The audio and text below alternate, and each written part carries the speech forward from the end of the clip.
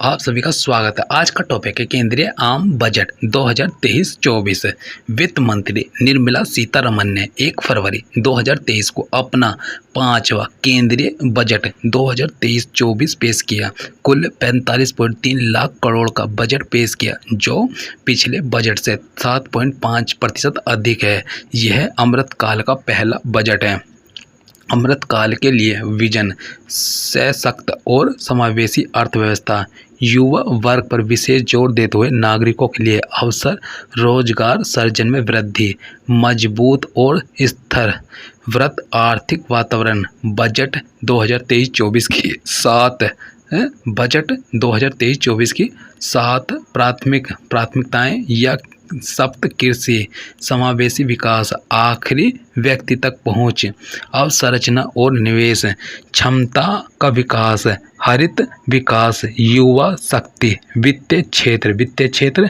Budget अनुमान 23-24 का कुल व्यय 23-24 45.03 लाख करोड़ है। पूंजी व्यय 23-24 में 10.01 लाख करोड़। राजस्व व्यय 23-24 में 35.02 लाख करोड़। प्रभावी पूंजीगत व्यय 23-24 यह 13.71 लाख करोड़। कुल प्राप्तियां उधारी के अलावा 27.2 लाख करोड़ है। राजस्व प्राप्तियां 2023-24 26.32 लाख करोड़ है। पूंजी प्राप्तियां 23-24 में 18.70 लाख करोड़। राजस्व घाटा 2022-23 9.90 लाख करोड़, जीडीपी का 3.8% है। फिर राजस्व घाटा 2023-24 8.69 लाख करोड़, 8.69 लाख करोड़, जीडीपी का 2.9% है। फिर राजकोषीय घाटा 2022-23 16.61 लाख करोड़, जीडीपी का 6.4% है। राजकोषीय घाटा 2023-24 17.86 लाख करोड़, जीडीपी का 5.9% है। प्राथमिक घाटा 2023-24 7.06 लाख करोड़, जीडीपी का 2.3% है। विशिष्ट मंत्रालयों के लिए आवंटन: रक्षा मंत्रालय 5.94 लाख करोड़ रुपए, सड़क परिवहन और राजमार्ग 2.70 लाख करोड़। रेल मंत्रालय 2.41 लाख करोड़ रुपए।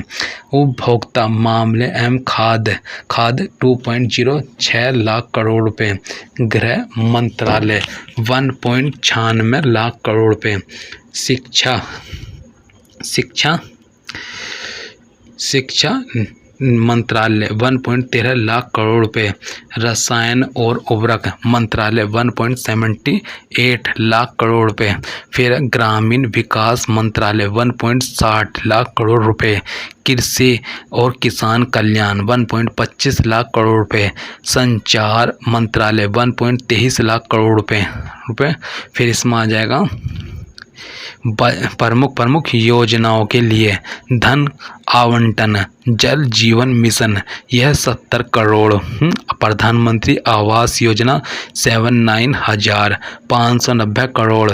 एकलव्य रेसिडेंशियल स्कूल यह 5,943 करोड़। एमपी किसान यह 60,000 करोड़। AMRUT और स्मार्ट सिटीजन मिशन 16,000 करोड़। राष्ट्रीय शिक्षा मिशन 38,953 करोड़। राष्ट्रीय स्वास्थ्य मिशन है 36,785 करोड़। मनरेगा 60,000 करोड़।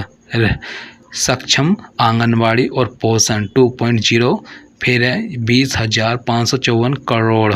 फिर स्वच्छ भारत मिशन 12,192 करोड़। प्रधानमंत्री फसल बीमा योजना 13,625 करोड़। Fame scheme 5,172 crore.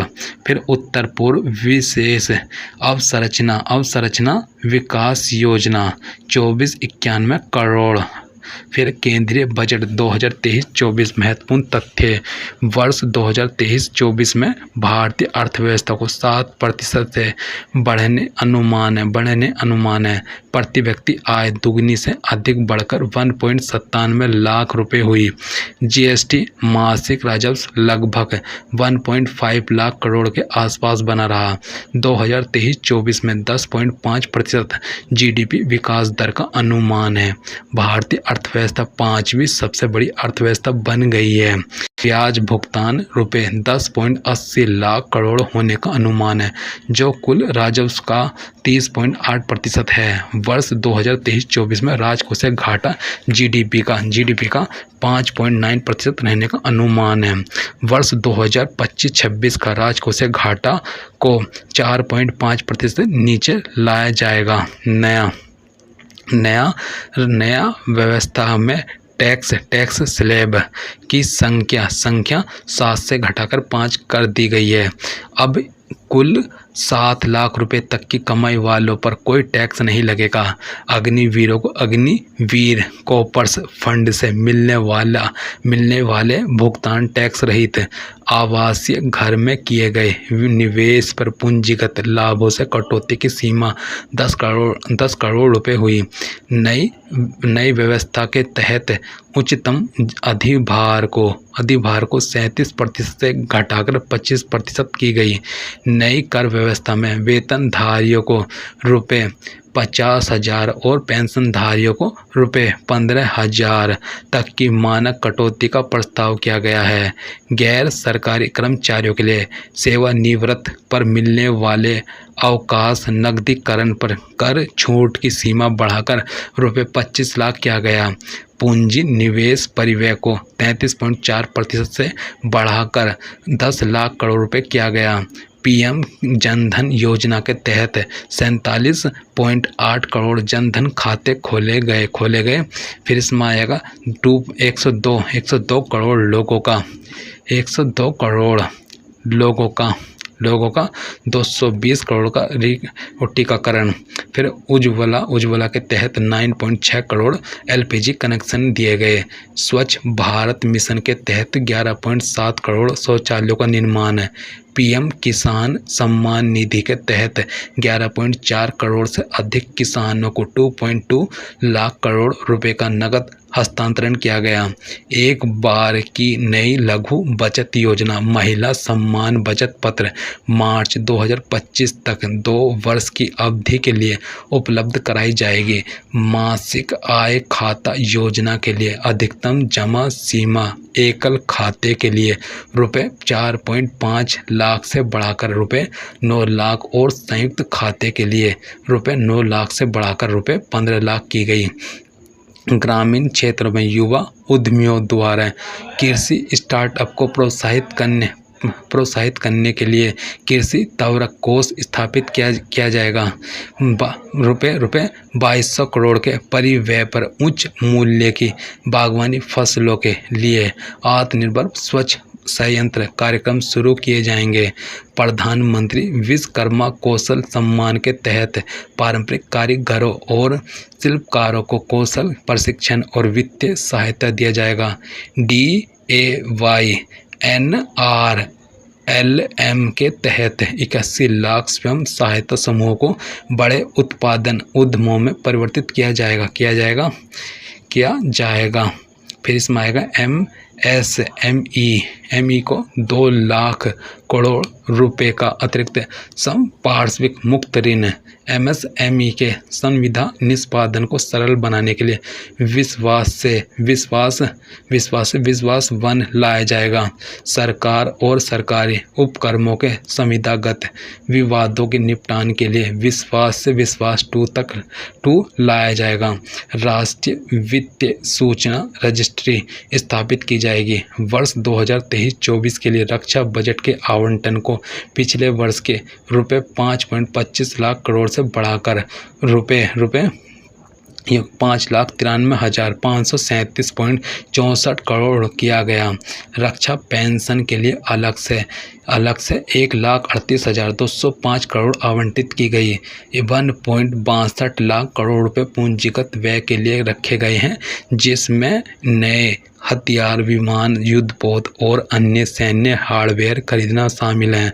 प्रधानमंत्री आवास योजना के लिए परिव्यय 66% बढ़ाकर रुपये 79,000 करोड़ से अधिक किया गया। 5G एप्लीकेशनों के लिए 100 प्रयोगशालाएं स्थापित की जाएगी।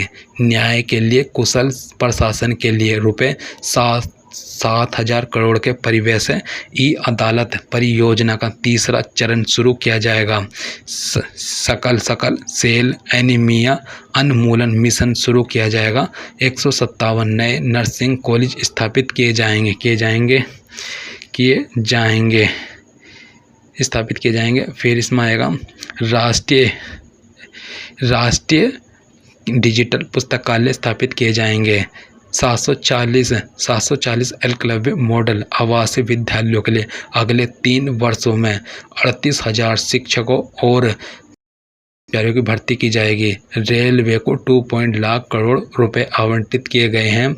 रेलवे की नई योजनाओं के लिए 75,000 करोड़ रुपए का फंड आवंटित किया गया। देश भर में 100 नई योजनाओं की शुरुआत की जाएगी। वर्ष 2023-24 के बजट अनुमान में लाइनों के संचालन पर हुए नुकसान की प्रतिपूर्ति के लिए 487.51 करोड़ रुपए रखी गई है। फिर इसमें आ जाएगा 50 अतिरिक्त हवाई अड्डे, हेलीकॉप्टर्स, वाटर एरोड्रोम और एडवांस लैंडिंग ग्राउंड का पुनरुद्धार किया जाएगा। शहरी अवसंरचना विकास निधि UIDF के स्थान द्वारा टियर 2 और टियर 3 शहरों में शहरी अवसंरचना का सर्जन किया जाएगा, जिसका प्रबंधन राष्ट्रीय आवास बैंक द्वारा किया जाएगा। पहचान और पते के अपडेट के लिए वन स्टॉप समाधान के तहत डिजी लॉकर और आधार को पहचान के रूप में प्रयोग किया जाएगा। दस्तावेजों को सुरक्षित स्टोर करने और साझा के लिए एक निकाय डिजी लॉकर स्थापित किया जाएगा।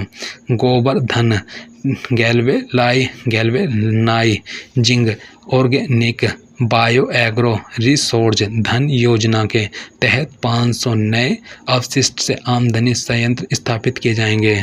10,000 जैव इनपुट संसाधन केंद्र स्थापित किए जाएंगे, जिससे राष्ट्रीय स्तर पर उर्वरक और कीटनाशक विनिर्माण नेटवर्क तैयार किया जाएगा।